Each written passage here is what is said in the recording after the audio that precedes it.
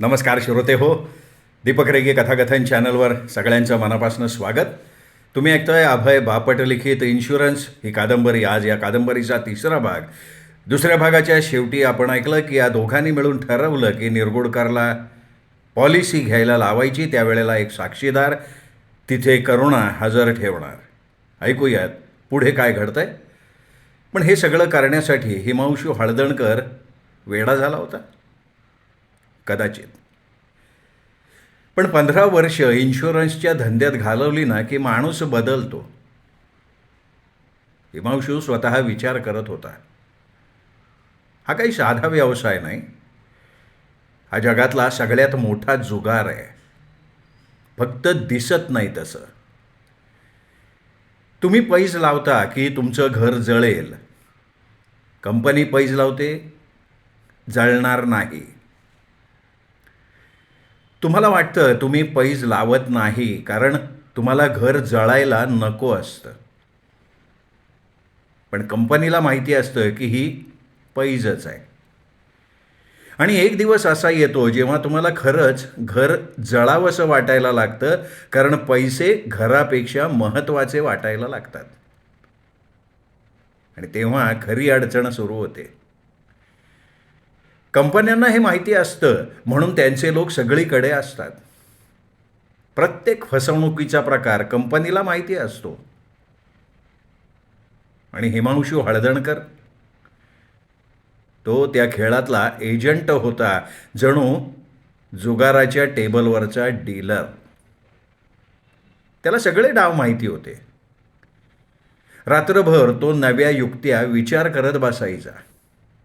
म्हणजे कुणीतरी त्याला फसवायला आलं तर कसं पकडायचं. आणि मग एक दिवशी रात्री त्याच्या डोक्यात एक वेगळीच कल्पना आली. आपणच का नाही हा खेळ खेळायचा, फसवण्याचा. अडचण फक्त एकच होती. बाहेर कुणीतरी हवं होतं जो त्याच्यासाठी पैज लावेल. करुणा भेटली आणि त्याला तो माणूस मिळाला.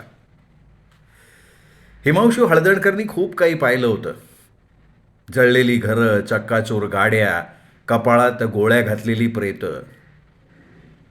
लोक काय काय करतात हा खेळ जिंकण्यासाठी. त्या सगळ्यानंतर हे सगळं त्याला फार खरं वाटेन असं झालं होतं. जर तुम्हाला ते समजत नसेल तर एखाद्या मोठ्या कॅसिनोमध्ये जा. टेबलाजवळ बसा आणि जो माणूस चेंडू फिरवतो ना त्याच्या चेहऱ्याकडे बघत राहा. थोड्या वेळाने स्वतःला एक प्रश्न विचारा. तुम्ही आत्ता उठून स्वतःच्या डोक्यात गोळी घातली तर त्याला खरंच काही फरक पडेल का? कदाचित तो क्षणभर खाली बघेल, पण तुमच्या जीवाची काळजी म्हणून नाही बरं का. तुम्ही टेबलावर पैज ठेवून गेलाय का हे बघण्यासाठी. आणखीन एक गोष्ट आहे बरं का मिस्टर निरगुडकर. हिमांशू हळदणकर शांतपणे त्यांना सांगत होता. गेल्या वर्षभरात आम्ही एक नवीन सुविधा सुरू केली आहे. तीही कुठलीही अतिरिक्त खर्च न घेता. ती म्हणजे बेल बॉन्डची हमी. आम्ही तुम्हाला एक कार्ड देतो. मग अपघात झाला आणि जबाबदारी तुमच्यावर आली किंवा कुठल्याही ट्रॅफिक केसमध्ये पोलिसांनी अटक केली तर फक्त तुम्ही ते कार्ड दाखवायचं. गुन्हा जामीनपात्र असेल तर लगेच सुटका होते. पोलीस ते कार्ड घेतात आणि तुम्हाला जामीन म्हणून आम्ही उभे राहतो. मग कोर्टात केस लागेपर्यंत तुम्ही मोकळे. ऑटोमॅक्स विमा मंडळ ही सुविधा त्यांच्या मेंबर्सना देतोच आणि तुम्ही त्याबद्दल विचार करत आहातच. नाही, तो विचार मी जवळजवळ सोडून दिला आहे बरं का. मग हे आपण आत्ताच का नाही फायनल करायचं? मी तुम्हाला काय काय फायदे मिळतील ते सगळं सांगितलं आहे. ठीक आहे, करूया मग. मग इथे या अर्जावर लगेच सही करा. नवीन पॉलिसी आठवड्याभरात येतील. तोपर्यंत तुम्ही कव्हर असाल आणि पूर्ण आठवड्याचा अतिरिक्त प्रीमियम देण्यात काही अर्थ नाही. हे आग आणि चोरीसाठी आणि हे थर्ड पार्टीसाठी. आणि या 2 कॉपी एजंटसाठी म्हणून. या सगळ्यावर सही करा. त्या माझ्या फाईलमध्ये राहतात. इथे सही. हां, या फुली केलेल्या जागी करा. वर वर वर. निरगुडकर जाडजूड धिप्पाड माणूस होता. हिमांशूच्या जवळपासच उंचीचा, चष्मा लावलेला. हिमांशूनी त्याला अगदी नेमकं जसं प्लॅन केलं होतं तसं हाताळलं. अर्ज हातात पडताच त्याने लगेच विषय बदलला, अपघात विम्याकडे नेला. निरगुडकरला त्यात विशेष काही रस दिसत नव्हता, म्हणून हिमांशूनी मुद्दाम थोडा जोर लावला. करुणामध्ये म्हणाली की अपघात विम्याचा विचार केला तरी अंगावर शहारे येतात, पण हिमांशू थांबला नाही. कोणताही एजंट सांगेल अशी सगळी कारणं त्यांनी एकामागून एक सांगितली. काही तर अशीही जी कदाचित कुणी कधी सांगितली नसतील. निरगुडकर खुर्चीच्या हातावर बोटं आपटत बसला होता. हा कधी इथनं उठतोय अशी त्याची अवस्था झालेली होती. पण हिमांशूला हे त्रासदायक नव्हतं. त्याला जास्त खटकत होतं ते म्हणजे करुणाने आणलेला साक्षीदार. त्याला वाटलं होतं करुणा एखाद्या ओळखीच्या बाईला जेवायला बोलवेल आणि ती तिथे बसलेली असेल, पण तिने तसं नाही केलं. तिने सावत्र मुलगी लोचना तिला आणून बसवलं. सुंदर मुलगी होती. लोचना बाहेर जायला निघाली होती, पण करुणाने तिला स्वेटरची लोकर गुंडाळायला तिथे बसवलं. ती तिथेच राहिली. हिमांशूला मधून तिला बोलतं करावं लागलं जेणेकरून त्यांची चर्चा तिच्या लक्षात राहील. पण तो जितका तिच्याकडे बघत गेला तितकंच त्याला ते सगळं अस्वस्थ करणारं वाटायला लागलं. तिच्या समोर बसून आणि मनात सतत हे माहिती असताना की तिच्या वडिलांच्या बरोबर काय होणार आहे ज्याची तिने कधी कल्पनाही केलेली नव्हती. आणि मग तर गोष्ट अजूनच पुढे गेली. तो निघायला उठला आणि कसं कोण जाणे, पण लोचनाला मेन रोडपर्यंत सोडायची त्याच्यावर जबाबदारी आली. कारण तिचे वडील त्यांची गाडी घेऊन त्या रात्री पुन्हा बाहेर जाणार होते. त्यामुळे लोचनाला बाहेर जाताना बसने जायला लागणार होतं. त्याला ते अजिबात नको होतं. लोचना साक्षीदार असल्यानं हिमांशूला तिच्याशी काहीही संबंध ठेवायचा नव्हता. पण निरगुडकरनी त्याच्याकडे बघितलं, विनंती केली आणि मग हिमांशूनी नकार द्यायचा प्रश्नच आला नाही. लोचना धावत जाऊन ड्रेस बदलून आली आणि काही मिनिटात ते दोघं गाडीतून उताराने खाली निघाले. मिस्टर हळदणकर, लोचना म्हणाली. येस. मी पिक्चर बघायला जात नाही आहे. नाही, मी कोणाला तरी भेटायला चालली आहे नाक्यावर. असं आहे काय? तुम्ही आम्हा दोघांना सोडाल का? हो, नक्की. तुमची काही हरकत नाही? अजिबात नाही. आणि तुम्ही घरी नाही ना सांगणार? काही कारणं आहेत, मला ते कळायला नको आहे त्यांना. नाही, मी नक्की नाही घरी सांगणार. चौकात गाडी थांबली. लोचना उतरली आणि थोड्याच वेळात एका तरुणाला घेऊन परत आली. देखणा दिसणारा एक तरुण. मिस्टर हळदणकर, हे मिस्टर निलय निलंगे. हॅलो मिस्टर निलय निलंगे, बसा. दोघे मागे बसले, एकमेकांकडे बघून हसले आणि हळदणकरनी गाडी चालू केली. कुठे उतरायचं आहे? कुठेही चालेल. Second peg restaurant. परफेक्ट. हिमांशूनी तिथे गाडी थांबवली. लोचना उतरली आणि जाताना त्याचा हात हातात घेत म्हणाली, तिचे डोळे चमकत होते त्यावेळी, खूप छान केलं तुम्ही आम्हाला सोडून. जरा जवळ या, एक गुपित सांगते. काय? तुम्ही नसताना सोडलं तर आम्हाला चालत जायला लागलं असतं. अरे मग परत कसं जाणार? चालत. पैसे हवेत का? नको, बाबा मारतील. आठवड्याचे सगळे पैसे संपवलेत मी. पण थँक्स हां. आणि प्लीज लक्षात ठेवा, घरी काही सांगू नका. डोंट वरी, जा तुम्ही. हिमांशू घरी परतला. साधारण अर्ध्या तासानं करुणा आली. ती एका गाण्याची धून गुणगुणत होती. लोचनाला कुठे सोडली? मेन रोडवर. कुठे गेली मग ती? नाही, मी लक्ष नाही दिलं. कुणी भेटायला आलं होतं तिला? नाही, मला तरी दिसलं नाही. का? तसं काही नाही. ती निलय निलंगे नावाच्या मुलाबरोबर फिरती आहे. अगदी निकृष्ट मुलगा आहे तो. तिला बंदी घातली आहे त्याला भेटायला. नाही, आज तरी नाही दिसला. पण तू मला आधी का नाही सांगितलं तिच्याबद्दल? का? अरे तूच तर साक्षीदार हवा असं म्हणालास ना. हो पण ती नाही ना. ती काय दुसऱ्यांपेक्षा कमी आहे? अगं मर्यादा असते काही. माणसाची स्वतःची मुलगी आणि आपण तिचाच वापर करतोय कुणाविरुद्ध? तर स्वतःच्या बापाविरुद्ध. करुणाच्या चेहऱ्यावर क्षणार्धात कठोर भाव आले. आवाज काचेप्रमाणे थंड झाला. का काय झालं? आता मागे हटायचा विचार आहे का? नाही पण दुसरा कोणीतरी मिळाला असता. म्हणजे मी तिला सोडायला जातो आणि माझ्या गाडीत हे असतं.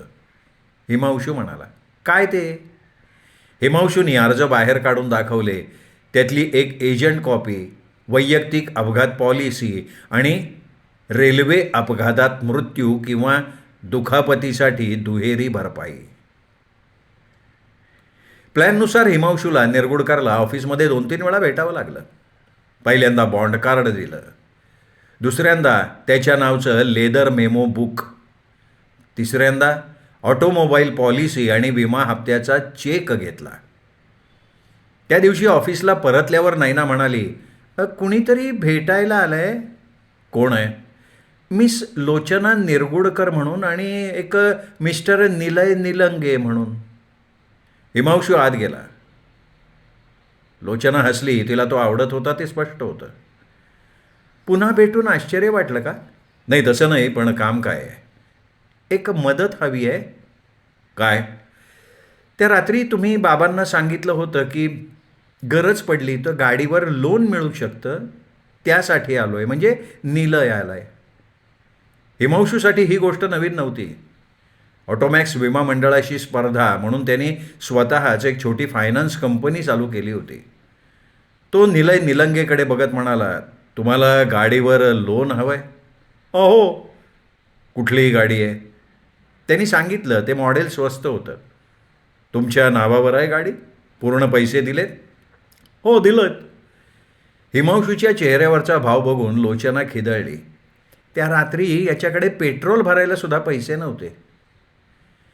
हिमांशूला त्याला लोन द्यायचं नव्हतं, त्याच्याशी काहीही संबंध ठेवायचा नव्हता, पण परिस्थिती टाळता येत नव्हती.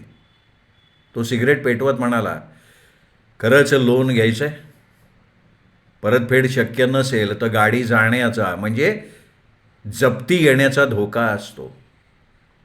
लोचना गंभीर झाली. "निलय वेगळा आहे. तो नोकरी करत नाही, पण त्याचं ग्रॅज्युएशन पूर्ण झालं आहे. तो PhD करतोय." "अच्छा, कशामध्ये?" "केमिस्ट्रीत. डॉक्टरेट मिळाली की नोकरी पक्की आहे. पण प्रबंध प्रसिद्ध करायला आणि काही फी भरायला पैसे हवेत." मग मात्र हिमांशूला होकार द्यायलाच लागला. "ठीक आहे, 1-2 दिवस द्या, काहीतरी बघतो मी." ते निघाले, पण लोचना परत आली. "तुम्ही माझ्याशी खूप चांगले वागताय. का त्रास देते मी तुम्हाला माहिती नाही." "काही हरकत नाही मिस निरगुडकर." "मला लोचना म्हणा, चालेल." "थँक्स. मला जमेल तेव्हा मदत करायला आनंदच होईल." "हे सुद्धा गुपित आहे बरं का." "हां, मला लक्षात आलं आहे ते." "मी खरंच खूप आभारी आहे मिस्टर हळदणकर." "थँक्स लोचना." 2 दिवसांनी अपघात पॉलिसी मंजूर होऊन आली. आता एक महत्त्वाचं काम बाकी होतं. निरगुडकरकडनं त्या पॉलिसीचा चेक घ्यायचा आणि तोही अगदी योग्य रकमेचा. कारण हिमांशू ती पॉलिसी त्याच्या हातात देणार नव्हता. ती करुणाकडे जाणार होती. नंतर योग्य वेळी ती पॉलिसी निरगुडकरच्या लॉकरमध्ये सापडणार होती. आणि त्याला मात्र या पॉलिसीबद्दल काहीच माहिती असणार नव्हती. पण तरीही सगळं कागदोपत्री बरोबर दिसणं गरजेचं होतं. नंतर कोणी त्याचे चेकचे काउंटर फाईल्स आणि रद्द केलेले चेक्स तपासले तर त्यातून हे स्पष्ट दिसायला हवं होतं की पॉलिसी त्यांनी स्वतः घेतलेली होती. कंपनीच्या फाईलमधला अर्ज, हिमांशूनी ऑफिसला दिलेल्या भेटी आणि चेक हे सगळं एकमेकांशी जुळायला हवं होतं. त्या दिवशी हिमांशू त्याच्या ऑफिसमध्ये गेला तेव्हा तो स्वतःसुद्धा थोडा तणावाखालीच होता. आत गेल्यावर त्यांनी सेक्रेटरीला बाहेर ठेवत दार बंद केलं आणि थेट मुद्द्यावर आला. "मिस्टर निरगुडकर, मी थोडा अडचणीत सापडलो आहे. तुम्ही मला मदत करू शकाल?" "मदत? कसली मदत?"